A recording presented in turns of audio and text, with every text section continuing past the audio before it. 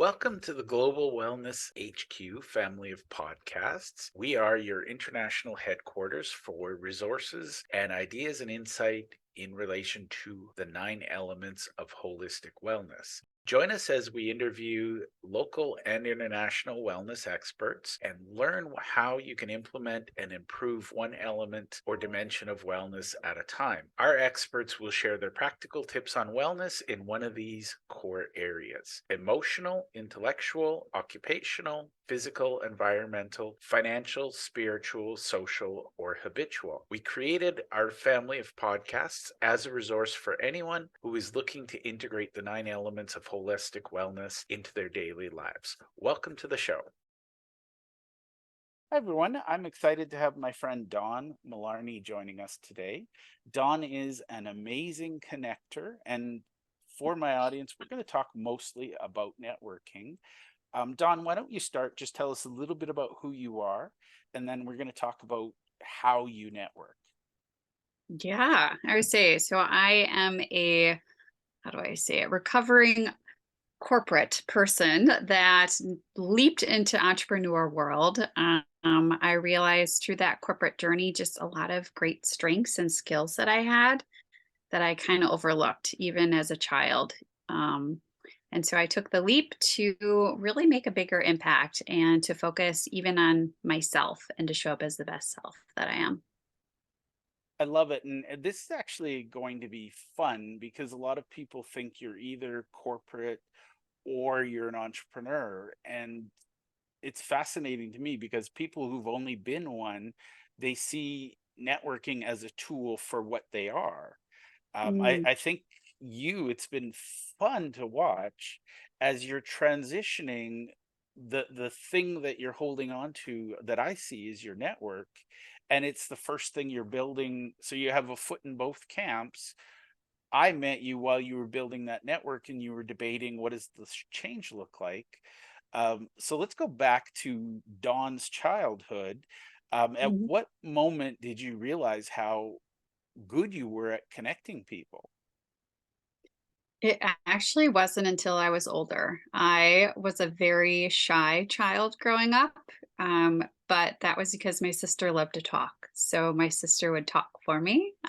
She was just bubbly, nonstop talker. And so I kind of giggle where I was always kind of the hidden one. I had a lot of anxiety.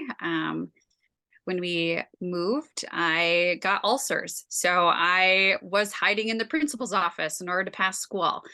Then I think what really was kind of that pivotal moment of connecting with people was once I left our home and moved into a college dorm and to realize I had my own voice, my own space. I showed up as me, nobody knew me. And that's where I think it kind of was that start of, holy cow, I can show up as this person that I never knew I had in me. And it just really kept growing through the different career paths that I had. And I think I really honed into it when I finally got into an element where I had a great mentor and boss who actually helped push me and saw the different things in me that I didn't even recognize. I love it. And I think it's interesting because when I ask most great connectors, what's your origin story? It's rooted in childhood and revealed in adulthood almost without exception. I know some who late in life they went, I'm not getting the results I want. What could I do differently? So let's pivot to Dawn the networker now. And um, I'm going to ask you for a better word because one of the things I find is the true connectors networking is almost an understatement. It's kind of like describing a Lamborghini as a car. Yes, I have a car. Well, actually, so what's Mhm. your biggest advice to people? And let's talk about terminology as well, but how do you describe what you do? Yeah. Well, I kind of came up with this revelation during COVID that I started calling myself a unique connector. One thing that I realized is we all are unique and we've all had a different journey. We've all had different paths. We've all had different instances. And I think that was the one thing for me. I realized I'm one that loves to connect with people to learn more about them. I don't, it's not about what you sell. It's not about, the certain what's the weather or whatnot like that. It's like, no, having that deep connection to really understand what's been their path, what's been their trigger moments, what's something that makes them uncomfortable. But I think when you get deep like that and you get a personal relationship, then you're realizing what other people they need to connect with or how they would click well with this person. So I go back to that of just, we're all unique. There's different things about us that really make us want to connect with somebody on a deeper level than just what we sell or what we do. And I find it fascinating because I think a lot of people who think they network, they never get past, here's what I sell. Mm-hmm. And I think that's one of my aha moments. I love teaching people networking, but some people come to me saying, "Oh, wise one, teach me how to sell more today." And I'm not that person.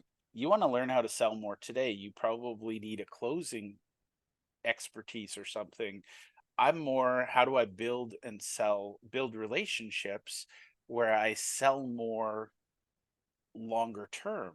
And I think you and I have that in common, where we're kind of, every touch is just that, it's one element of building a relationship. Is that a fair thought, that Dawn's not, buy my stuff today and Yeah, I would say, I've been through the sales trainings. I've seen how to, close the sale and all those things, but deep down it's about the relationship because I think of, you know, anybody that purchases something, sometimes it's like you don't think about, oh, I regret purchasing that, or oh, that wasn't the right fit for me. So wouldn't you rather have somebody that built the relationship with them where they know that's the right fit for them, or they know that they have the right person that's going to help them through that process of what they purchased? I think that's the part where sometimes when people hear the word networking, they automatically think of sales. And that's unfortunate because it's two different things. Building relationships, it's getting back to the basics of how we can have a connection and a relationship with someone. And then eventually the sale will come. I think it's to the long game of things where if you think of sales, then that's a transaction, I think. And that's a quick transaction and it's over with. We're all about the relationship and the long game of it, of keeping that person warm or top of mind, or how else you can be a resource besides one thing that they purchase from you. I love that. And I think that's, it fascinates me because I have that sales background. And yes, I'm well aware. I have a friend who likes to say that timid salespeople have skinny kids. Um, the reality is, in my experience, the best salespeople I know, and when I say salespeople, they're the ones that'll convince you, you're at the beach and they convince you you should buy a bucket of sand.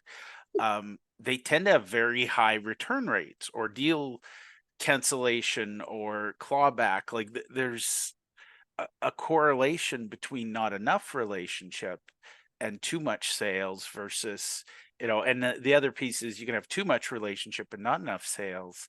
Mhm. I'm not the one to tell you what your balance should be. But I know when I meet those hardcore salespeople who, you know, hey, we just met. I'm going to stand here and pound on you until you actually buy something. They never get a second conversation with me, and definitely never get a conversation with my connections. I'm not going to say, "Oh, you should come meet Dawn. I'm sure she'd love for you to show up and throw up on her too." So Mhm. Mhm. Yeah, it gives it a bad taste in your mouth and then you're remembered that way. And so, not saying we've all made the perfect decisions through our life, but it's like you got to learn from those different hiccups or how you were even treated in a certain situation. I just think of some people that are always messaging me trying to sell me on something and I'm like, how did I interpret that? Yep, take note of that that's not how I want to show up and doesn't align with my deep down values. I love it. And I think that's part of networking is the best connectors I know are very, very in tune with what their personal values are. And I think they apply that expectation to how they network. Is that a fair comment? Yeah, I think that's been part of this whole journey of corporate life and switching to entrepreneurship is just really realizing my values and where it aligns with me. And, just some of the things I feel like in the past or hiccups, I guess, even in my roles was maybe because it wasn't aligned with my values, is deep down the aha moments that I've had now that I've gotten older and wiser, but even stepped out on my own. I think those are some things that even hindered me from my success was deep down my values and what I was selling or what I was doing for a job. So yeah, it's been interesting just to get wiser, I would say, in my age. And it's fun. I mean, the beautiful thing, I will say this to any beginning networker, is when you hang out with people who network at a level above you, instead of trying to pull them down to your comfort zone. Most of the great networkers I know, and I can say this because I've met a lot who've written books on the subject, most of them have their hand out and they're happy to lift you up and say, hey, here's a tip. And some people, I know, I careful who I offer advice to because some people take offense to it. But that's the funny thing about the great connectors out there. They'll offer you advice because they want to make your world better, knowing it'll make their world better. Mm-hmm. Yeah. And I think that's where deep down for me it makes me keep going, I guess, because I just want to help make an impact on other people and know it's going to make a change. And it's kind of that ripple effect, I feel like, when you throw a rock in the water, it makes a little ripple and then another ripple. And it's kind of that spider web of connections, I like to say, where it's ongoing and you never know that one introduction could get you to the person that you're trying to get to or connect with. Excellent. Now, tell me, you made the transition. Um, what were you looking at your network to have in place? Because I know you had one foot in both communities and you really thought about it. At what point did you say, "Okay, I'm ready to make that leap"? What did your network offer, have, or what comfort was there that you knew there was a safety net? Mm, I think deep down, it was actually my own confidence that I was lacking in, that I didn't realize so I left a 10-year chapter behind and worked for one of our clients. And doing that really switched my confidence and realizing the connections that I had and the network I had because I started hosting some events and realized people are still showing up. And then I think too, another aha moment was too, my role was really switching to all sales because I was good at it. I was natural at it, but I didn't want to deep down do it. I didn't want to deep down be the sales leader for big companies that we were working with. I wanted the deeper connections with not just the CEO circles. And so that was kind of my own confidence boosting thing to realize different skills that I thought were easy for everybody else, but going into something totally drastically different than what I was doing for 10 years just made me open my eyes to realize the network I had, the skills I had, the strengths I had, and also to just how life is so short. Why not try it? What's the worst that could happen? And I just want to point out little thing. A lot of people tell me, "Oh, you're good at networking, you must be bad at sales." And I don't see that correlation. So I want to bring that out, that you had the skill set, were at that level in the corporate world where you were being asked to be the sales leader, and yet you chose to focus on connecting. I think that's a powerful message for anybody listening, that networkers aren't bad at sales. We just prefer to build relationships, Hmm. which lead to sales. Is that a fair statement? Yeah, which leads to sales. And I feel like it's kind of that in between of a lot of things. There's marketing and the sales funnels and the ads and all those things that you could be doing, or, certain sales strategies. But deep down in the middle there, it's all about the relationships. And, you know, that goes a longer way. And I feel like so many people are just looking for the sale. And yeah, it's separate, where that's where I feel like I've been in multiple roles where this is where I'm like, I've always enjoyed the business development, I would say, because it was about building relationships. And then hopefully the salesperson would take it from there, or I would take it from there once you built that strong enough relationship. But it was kind of that marketing funnel to get you that introduction or just being out there and being visible in your community. Now, you are a community builder. How do you perceive that as being different from what most people call networking? What's Mm, your secret perception? yeah. I think one thing is just you realize more that when you kind of build a community, you're attracting those like-minded people. And it's not just about a post or something that you put out there or how you show up. Like, it's seriously your presence and how you show up. And I think the one thing that I've learned is being really vulnerable in different communities help build that trust.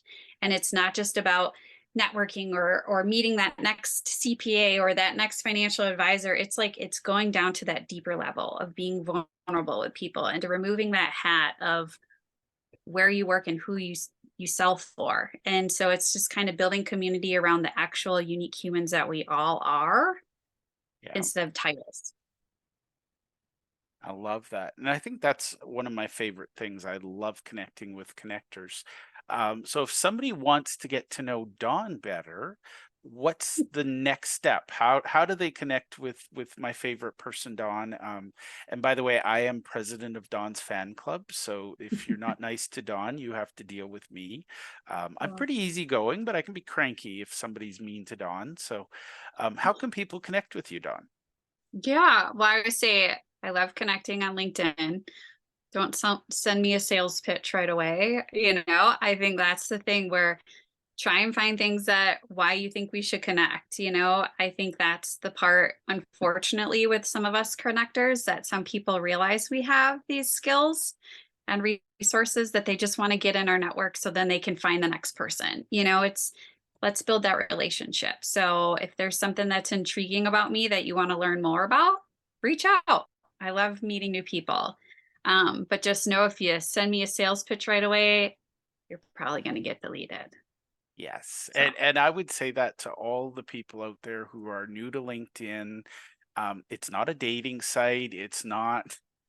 You'd be amazed on how many young ladies want to build a friendship and maybe get to know me better. And I'm like, you didn't read my profile. I have zero interest in non-business. I build relationships, but mhm. business relationships, and I think that's I actually had one person reach out and ask if I could help him find a girlfriend. And I'm like, Oh, that's not what I do. right? So, I think that's something to share, that networking is not all things to all people and it's not equal to all people. But somebody like Don or I, if you want to connect, you should have a business reason for connecting, and you should understand that relationship first, business second. And like Don, if I get the sell, sell, sell, here's my pitch, uh, guess what? I'm reporting you to LinkedIn as a spammer. Mm, I mhm. don't just disconnect anymore. I feel that as a good networker, I owe it to LinkedIn to help them improve their metrics. And when they keep sending me people that just want to sell, sell, sell, um, here's a funny thing. I look up their picture using the Google Lens, and if it's a stock picture, I like to report them. See, an extra trick for me. I know Yeah. that's the thing where a lot of people like to reach out and just connect. The more personalized you can get, the better the relationship you're going to make. So, Love it. Well, Don, I really, really, truly appreciate your time on the show today. And I promise to my guests we will have Dawn back. And I'm going to say to the universe that Dawn is going to be writing a book very soon about her networking style. So thank you for being a guest on the show, Dawn. Thank you for having me. Thank you for taking the time to listen to our show. We hope that you enjoyed this episode, and we invite you to either click the link below or scan the QR code to register and listen to other episodes of our podcast. Or if you think your business or you would be a great guest to be on our show, we're always looking for experts in one of the 9 elements of holistic wellness. We'd love to have you. You can either click the link below or you can scan the QR code and complete our speaker intake form. Thank you, and to your wellness.